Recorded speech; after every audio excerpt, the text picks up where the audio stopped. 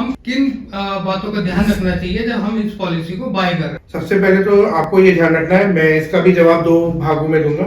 अगर आप कंपनी या फर्म है या जो भी अपने एम्प्लॉयज के लिए आप ले रहे हैं, तो जब आप कंपनी को कह रहे हैं कि आपको ये ध्यान रखना है कि जो सम एश्योर्ड है वो आपकी किसी बंदे के एम्प्लॉयज की सैलरी से 20 से 25 गुने से उससे ऊपर नहीं होना चाहिए।